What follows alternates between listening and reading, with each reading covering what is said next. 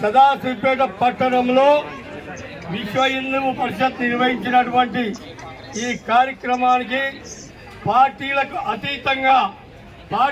అతీతంగా మన హిందూ బంధువులు ఏదైతే ఈరోజు సామూహికంగా మనం చేయడమో అదేవిధంగా ప్రతి పండుగ కానీ ప్రతి దానికి కానీ విశ్వ హిందూ ఇచ్చినటువంటి పిలుపుకు రావాలని చెప్పి ప్రజలను కోరుకుంటున్నాను. ముఖ్యంగా నా అదృష్టంగా భావిస్తున్నాను. నేను పోయిన గురువారం నాడు అయోధ్యలో ఉన్నటువంటి ఆ సమయంలో వేల మంది సాధు సంతులు ఇదే బంగ్లాదేశ్లో హిందువులను బచావని చెప్పేసి పెద్ద బ్రహ్మాండమైనటువంటి ఊరేగింపు జరిగింది. దాన్ని మేము చూడడానికి చాలా కళ్ళు సరిపోలేవు.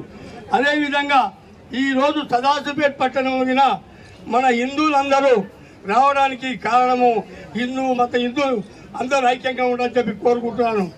ఏదైతే మరి బంగ్లాదేశ్ పాకిస్తాన్లో ఉండేనో అప్పుడు 1971-72లో ఇందిరాగాంధీ నాయకత్వంలో బంగ్లాదేశ్ వేరే చేయబడింది.